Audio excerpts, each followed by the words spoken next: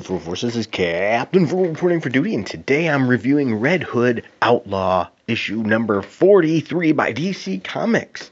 You know, I've been really enjoying the Red Hood and the Outlaws, or Red Hood Outlaw, whatever you want to call it. Right now it's Red Hood Outlaw, but he's back with the Outlaws. Go figure.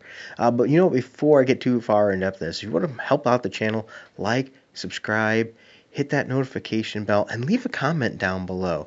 It could be something as simple as, hey, good job on the video, or I liked that comic, or hey, I hated it. Whatever it may be, I really appreciate it. Also, if you find yourself in a position to help and you want to help me with my comic book, The C-List, and support this channel, check out the links down below in our Patreon and subscribe star, where you can do even donations of as little as $1 a month. That will help go to helping me flesh out this comic book, as I need to hire an artist to start getting on it, as well as moving forward with the process and supporting the channel. We greatly appreciate anything that you can do. So anyway, this book was written by Scott Lobdell.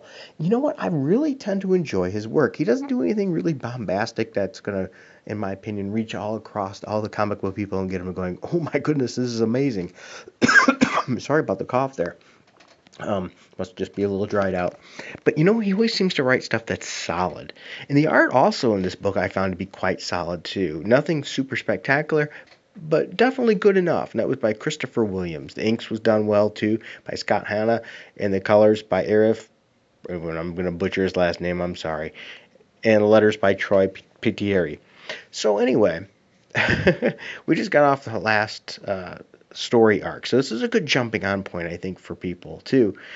So we got the Red Hood and the Outlaws back together again with Bizarro there. It's nice to see him. You know, I'm not a Bizarro fan. I never have. I find it a little bit hard to read the books with Bizarro. It sort of fries my brain a little bit. But with this version of Bizarro, I'm really enjoying it. Artemis also is a good in it too.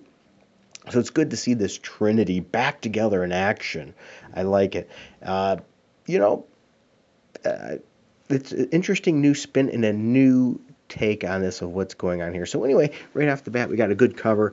I enjoy that. We get to see what was going on at the casino that Black Hood has left. And of course, the lady left in charge seems to be dead, but we find out, oh, actually, she can die and come back. But why did this happen? Why was she attacked? Well, they didn't fully tell us, but they hinted at it. We're going to know more soon. And then I think we're getting a lead into it right from the next story part anyway, from what they inferred of what's going to happen. And we're at Jason Todd here and the team, and they're on a train looking into an issue that they were called in about. And that's what I like about it. The action's done well in this book. It's a good mix of action, but also this book does a good job of not only keeping the interesting, tough moments, but adding a little bit of humor within this group. You know, a good group of people, there's usually humor inside that group. They can cheap shot each other a little bit and know that they still care about each other without actually getting pissed. So Jason Todd's plan didn't exactly work. Artemis sort of rubs it in on him. You know, and that can happen. That's a group of people, right, that are friends. You're good friends, you're going to rib each other once in a while. And then, so they fight ends. Bizarro's like, that was fun, and Artemis likes that. So you could see those two have grown together based on the last issues, their series of adventures. They've grown to get more together with each other and like each other as a group than they used to. And it's sort of mentioned here too in thought, as Jason Todd realizes he's been more of a loner than anything. So it's good to have this team back together again. And little things like how they communicate is really what makes this book.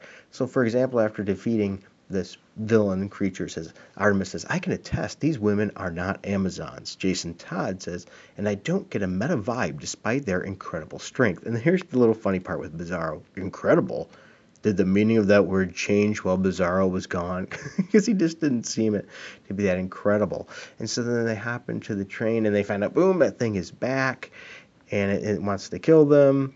And so Bizarro doesn't like magic stuff, he says. He should have thrown them into the sun when he had the chance. Absolutely great, because it's mentioned earlier in the book, too, by the Red Hood, Jason Todd, that Bizarro is so strong, but he has so much heart, even more heart than Superman, just such kindness to him. And it's always neat to see a character like that. Or you see sometimes with people in real life, you know, that are just absolutely filled with kindness, but you know they could tear somebody a new one. I knew a gentleman like that way back in high school. Unfortunately, the poor guy, he was going bald in high school by his junior year, And he was always very straight-laced, wore button-up shirts. His dad owned a small grocery store. He worked there.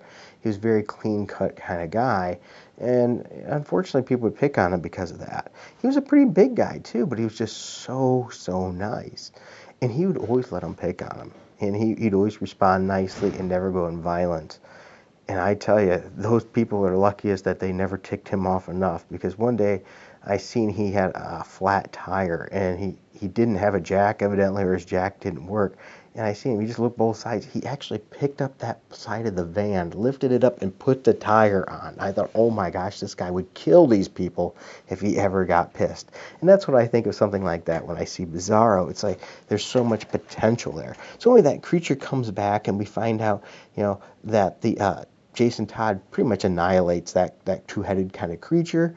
And he said, it took me a minute to recognize them because the Untitled hide and incubate in human bodies. So here it is. We have the Untitled back again from Series 1 of the Red Hood and the Outlaw. So it's nice to see that circling back, getting a little bit more to the roots of Jason Todd here. And he said a lot of the times the host body doesn't even know it's carrying one of the monsters until they manifest. There's only one weapon capable of killing them dead, and of course that's the All Blades. So it's nice to see the All Blades coming back again.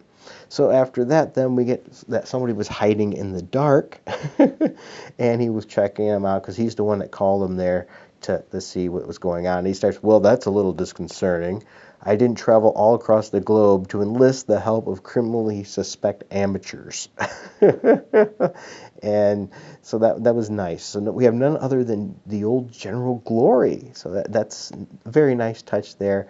And he's pretty much been tracking this whole incident, and he's gotten them together because he wants them to work for them and take on this group. And it's nice because we already know Jason Todd has a nice connection to them. Now we take from there, that's where the story is going to continue next issue, I'm pretty sure. We go to the another sub-story here. I'm going to skip one of the sub-stories there. So anyway, we get to his on and off, Jason Todd's on and off again girlfriend, and there's a noise at the door. The dog that she has, that's Jason Todd's dog, goes to the door. She goes there and there's a sword laying there, and she picks up the sword and boom, she changes. And remember what I said before about how they can incubate these villainous things that they're going to be fighting, right?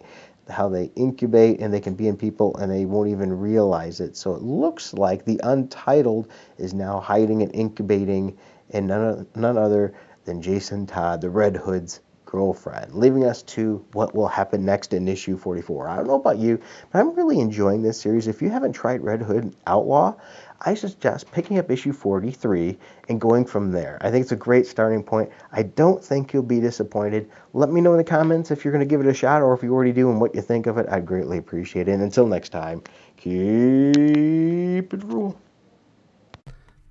I want to make sure I take a moment to thank the people that helped make this video possible. I consider you producers of this channel and of this show. Without your support, these videos would not be possible. So I'd like to thank Rags, Comic Boom, Pop Size, The Frag Minion, Warren JB, Lynch Nut, David Osenwitz, sorry if I mispronounced your name, and a penny for your dimes. I also want to thank the people that like to remain anonymous and anybody else that has contributed to this channel in the past. Without your support, these videos would not be possible. If you find yourself in a position you can help and you want to see your name here too as a producer credit, go ahead and look down in the links below. There will be a Patreon, a subscribe star, as well as a one-time donation, and you can see your name up here too. Thank you.